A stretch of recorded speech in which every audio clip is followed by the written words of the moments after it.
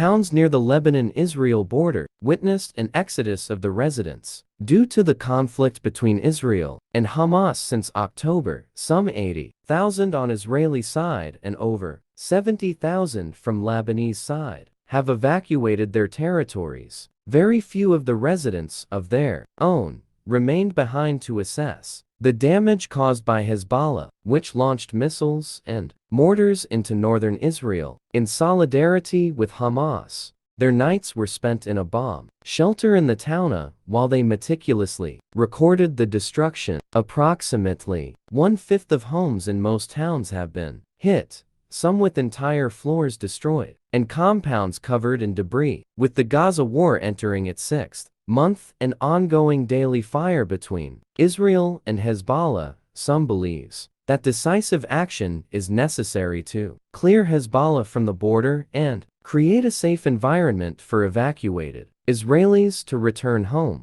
Despite differing opinions among analysts, many Israelis in the north view Hezbollah's actions as an attempt to provoke war, resulting in tens of thousands being displaced and almost all communities turning into ghost towns.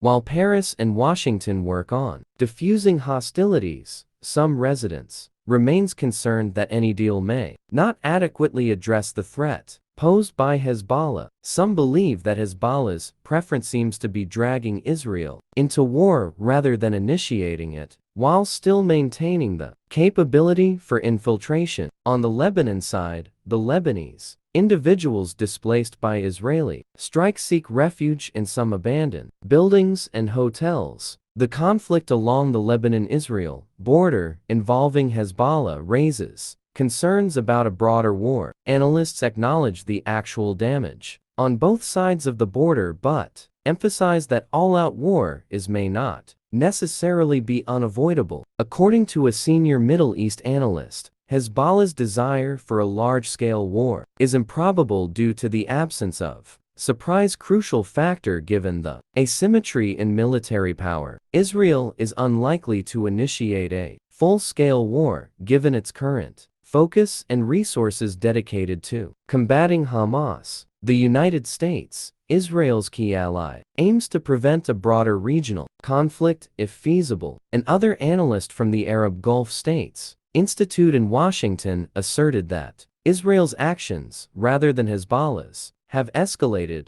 including strikes near Baalbek, approximately 100 kilometers, 60 miles from the border. According to him, Israel shows indications of preparing for a spring offensive in Lebanon or actively signaling such intentions. He suggested that Israel aims to convey the idea that this war is inevitable, with the goal of restoring safety for human habitation in northern Israel. Some counts indicate that over 300 people, primarily civilians and fighters too, have lost their lives in Lebanon due to Israeli strikes since the conflict began. According to the military, Israel has witnessed the deaths of at least 10 soldiers and 7 civilians in cross-border exchanges. These casualty figures pale in comparison to the Israel-Hamas conflict, though Hezbollah believes the actual figures are much higher than reported or accepted by the Israeli authorities.